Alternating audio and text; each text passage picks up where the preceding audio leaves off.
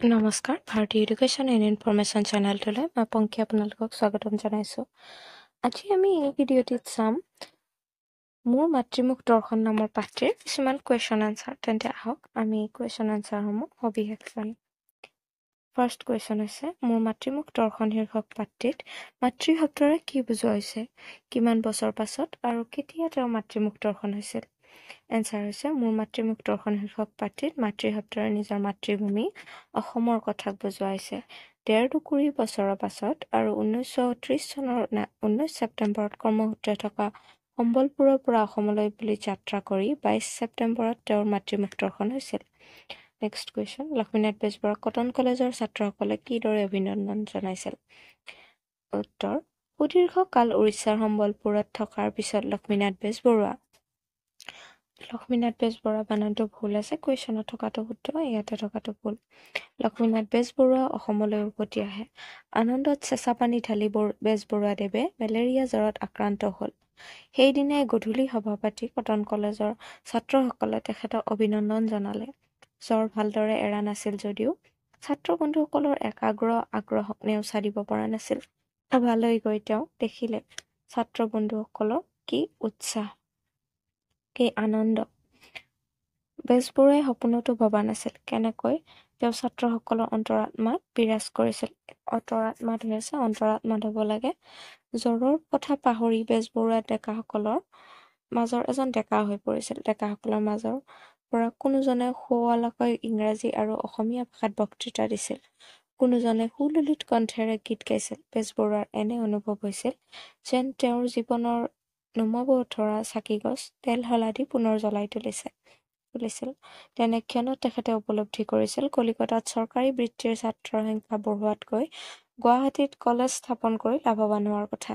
এনেদৰে এক উৎসৱমুখৰ পৰিৱেশত কটন কলেজৰ ছাত্ৰসকলে বেজবৰুৱাদেৱক অভিনন্দন জনাইছিল। নেক্সট কুৱেশ্যন মোৰ মাতৃমুখ দৰ্শন শীৰ্ষক পাঠটিৰ লেখকে উল্লেখ কৰা মাজিও আৰু জ্ঞান কোন আছিল। এওঁলোকৰ লগত লেখকৰ সম্পৰ্ক কেনে আছিল। এইটো আহি থকা কুৱেশ্যন।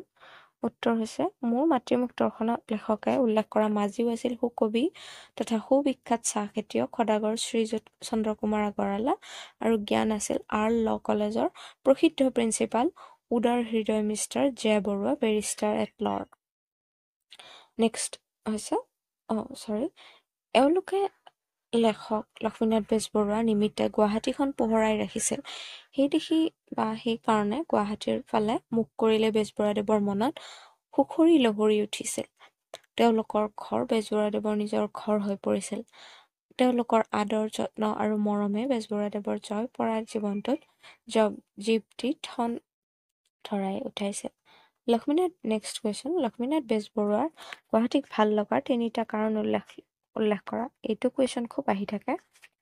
ফাৰ্ষ্ট হৈছে লক্ষ্মীনাথ বেজবৰুৱাৰ গুৱাহাটীক ভাল লগাৰ ৩টা কাৰণ হ'ল গুৱাহাটীৰ প্ৰাকৃতিক সৌন্দৰ্য, ঐতিহাসিক উৎকৰ্ষ আৰু প্ৰাচীন জ্ঞান গৌৰৱৰ গৰিমা। নেক্সট কুৱেশ্যন হাহা আৰু হুহু কোন আছিল। তেওঁলোকক কোনে কি কাৰণে সৃষ্টি কৰিছিল বুজাই লিখা। হাহা হুহু আছিল দেৱী পাৰ্বতীৰ মানস পুত্ৰ। পাৰ্বতীয়ে হাহা হুহুক সৃষ্টি কৰি মহাদেৱক খেতিপথাৰৰ পৰা উভতাই আনিবলৈ পঠিয়াইছিল। এবাৰ পাৰ্বতীয়ে মহাদেৱক বৰ ককৰ্থনা কৰিছিল যে মহাদেৱে ঘৰত কাম কাজ নকৰি কেৱল ভাং ধুতুৰা খাই ঘূৰি ফুৰে। পাৰ্বতীৰ ককৰ্থনা শুনি মনত বেজাৰ লাগি মহাদেৱে বৃষভৰ পিঠিত উঠি তেতিয়াই গৈ খেতিত লাগি পৰিল। দেৱাদিদেৱ মহাদেৱৰ খেতি অতি কম দিনৰ ভিতৰতে নদন বদন হল আৰু কৃষি এৰি মহাদেৱ ঘৰলৈ উভতি নহা হল। কথা বিষম দেখি পাৰ্বতীয়ে নন্দী ভংগীকে ধৰি বহুজনকে মহাদেৱে ঘৰলৈ উভতাই আনিবলৈ পঠিয়াই ব্যৰ্থ হল। পথাৰত মহাদেৱে আমনি কৰিবলৈ দাহ মহ চেৰেপা এসোপা সৃষ্টি কৰিও কামত নাহিল। শেষত পাৰ্বতীয়ে হাহা আৰু হুহু নামৰ মানস পুত্ৰ দুজনক সৃষ্টি কৰি খেতিপথাৰলৈ পঠিয়াই দিছিল। নেক্সট কুৱেশ্যন লক্ষ্মীনাথ বেজবৰুৱাৰ মতে বিদেশী নাটকৰ অসমীয়া অনুবাদ কেনে হোৱা উচিত বুজাই লিখা। এইটো অলপ চাবলগীয়া কুৱেশ্যন। উত্তৰ হৈছে লক্ষ্মীনাথ বেজবৰুৱাই বিদেশী নাটকৰ অসমীয়া অনুবাদ জিন যোৱা বিধৰ হ'ব লাগে বুলি কৈছে। অসমত বিদেশী নাটক অসমীয়ালৈ ভাঙি অসমীয়া ৰংগশালাত অভিনয় কৰাটো অনেক মানি নলয়। বেজবৰুৱাদেৱে এই ক্ষেত্ৰত বিৰোধী। অৱশ্যে তাৰ অনুবাদ প্ৰকৃত অসমীয়া অনুবাদ হৈ অসমীয়াৰ পেটত জিন যোৱা বিধৰ হ'ব লাগিব। ভাল বিদেশী নাটকৰ উৎকৃষ্ট ভাৱ সম্পদেৰে অসমীয়া সাহিত্যৰ সৌন্দৰ্য বঢ়োৱাটো অতি শোভন কথা। যদি সেই ভাৱ সম্পদক পাৰে বঙলুৱা অসমীয়া নকৰি আচল অসমীয়া কৰি দিয়া যায়, ভাৰতৰ নানা ঠাইৰ পৰা মানুহ আহি অসমত বসতি কৰিছে। যদি সেইবোৰ অসমক সৰ্বতোভাৱে পৰণ কৰি অসমীয়া হৈ যায়, তাৰ দ্বাৰা অসমৰ আপদ নাবাঢ়ি সম্পদহে বাঢ়িব। এনে এক গঢ়েৰে পুৰণি কালৰ পৰা অসম পৰিপুষ্ট হৈ আহিছে। এটা সময়ত কলিকতাৰ প্ৰৱাসী অসমীয়া ছাত্ৰই লগ লাগি শ্বেক্সপিয়েৰৰ কমেডী অফ এৰৰ্ছ অসমীয়ালৈ ভাঙি ভ্ৰমৰংগ নাম দি অভিনয় কৰিছিল। তাত অসমীয়া অনুবাদকৰ ছায়া নিশ্চিতভাৱে পৰিছিল, যিয়ে নাটকখিনি অধিক মোহনীয় কৰি তুলিছিল। বেজবৰুৱাদেৱৰ মতে এতিয়াও উঠি অহা ডেকাসকলে তেনে গঢ়েৰে বিদেশী নাটক অসমীয়ালৈ ভাঙি তাৰ অসমীয়া সাজপাৰ পিন্ধাই অসমীয়া ৰংগশালাত তুলি দিলে তাত আপত্তি কৰিবলগীয়া বিশেষ স্কুল একো নাথাকিব। নেক্সট কুৱেশ্যন, ডিব্ৰুগড়ৰ থিয়েটাৰ বা ৰংগশালাৰ বিষয়ে লক্ষ্মীনাথ বেজবৰুৱাই কেনে মনোভাৱ প্ৰকাশ কৰিছে পাঠ্যৰ আধাৰত বুজাই লিখা। উত্তৰ হৈছে, ডিব্ৰুগড় থিয়েটাৰ বা ৰংগশালাৰ বিষয়ে বেজবৰুৱাদেৱৰ উৎকণ্ঠাৰ অন্ত নাই। সেই ৰংগশাল নিৰ্মাণ কৰি তাত সভা সমিতি, থিয়েটাৰ, যাত্ৰা, গান, ভাওনা অনুষ্ঠিত কৰিছিল।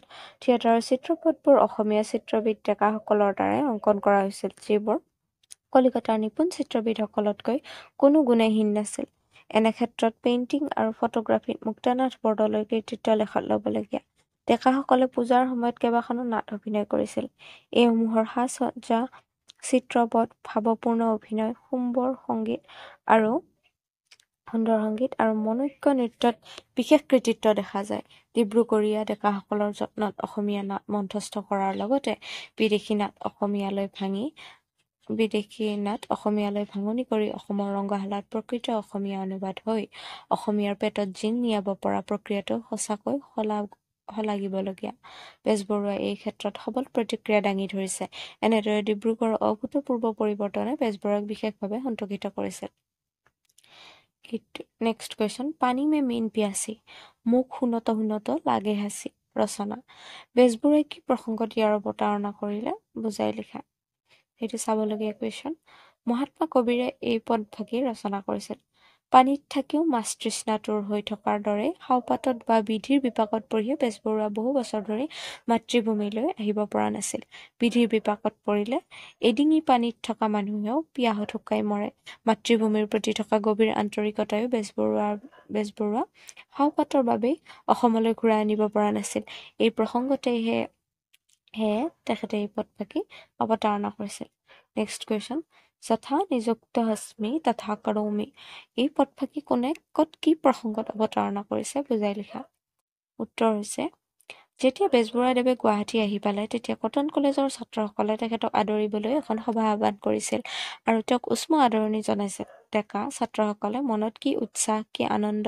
বেজবৰুৱাদেৱে গাত মেলেৰিয়া জ্বৰ লৈও সভাত উপস্থিত থাকি আনন্দ অনুভৱ কৰিছিল, কাৰণ কটন কলেজৰ ছাত্ৰ বন্ধুসকলৰ সমাদৰ আৰু অনুৰোধ অমান্য কৰাৰ ইচ্ছা তিলমানো নাছিল। সেয়েহে বেজবৰুৱাই মোৰ মাতৃমুখ দৰ্শন পাঠটিত পদভাগি অৱতাৰণা কৰিছে। নেক্সট এইটো হৈছে এটা লং কুৱেশ্যন। মোৰ মাতৃমুখ দৰ্শন পাঠটিৰ আধাৰত লেখক লক্ষ্মীনাথ বেজবৰুৱাই সম্বলপুৰৰ পৰা গুৱাহাটীলৈ কৰা ৰেল যাত্ৰাৰ এটি চমু বিৱৰণ আগবঢ়োৱা। অথবা ডিব্ৰুগড়ত গোটাচেৰেক কথাই মোক বৰ সন্তোষ দিছিল। ডিব্ৰুগড়ত কোনবোৰ কথাই বেজবৰুৱাক সন্তোষ দিছিল বুজাই লিখা। অথবা মোৰ মাতৃমুখ দৰ্শন শীৰ্ষক পাঠটিত লেখকে উল্লেখ কৰা মহাদেৱৰ কৃষি কৰ্মৰ কাহিনীটো তোমাৰ নিজৰ ভাষাত বুজাই লিখা। নাইবা মোৰ মাতৃমুখ দৰ্শন শীৰ্ষক পাঠটিত লেখকৰ অন্তৰৰ জাতিপ্ৰেম কিদৰে প্ৰকাশ পাইছে চমুকৈ আলোচনা কৰা। পাঠটো লিখা। উত্তৰ হৈছে, সাহিত্যৰথী লক্ষ্মীনাথ বেজবৰুৱা কৰ্মসূত্ৰে বেজবৰুৱা বানান হোৱা নাই। সাহিত্যৰথী লক্ষ্মীনাথ বেজবৰুৱা কৰ্মসূত্ৰে অসমৰ বাহিৰত কলকাতা আৰু সম্বলপুৰত আছিল। কৰ্মব্যস্ততাৰ কাৰণে তেওঁ ৩০-৪০ বছৰ ধৰি ঘৰলৈ অথবা মাতৃভূমি অসমলৈ আহিব পৰা নাছিল। আত্মীয় স্বজনসকলে বাৰে বাৰে মাতি আছিল যদিও সময় সুবিধা উলিয়াব পৰা নাছিল। অৱশেষত 1930 খ্ৰীষ্টাব্দৰ 19 ছেপ্টেম্বৰ তাৰিখে সম্বলপুৰৰ পৰা অসমলৈ বুলি যাত্ৰা আৰম্ভ কৰে। সংগী আছিল তেওঁৰ সহধৰ্মিনী প্ৰজ্ঞা সুন্দৰী আৰু সৰু জীয়ৰী। বেংগল নাগপুৰ ৰেলেৰে সম্বলপুৰৰ পৰা 2 ঘণ্টা যাত্ৰা কৰি তেওঁ ঝাৰচুগুড়া জংচনত নামে আৰু তাৰ পৰা কলিকতা অভিমুখী ৰেলত উঠে।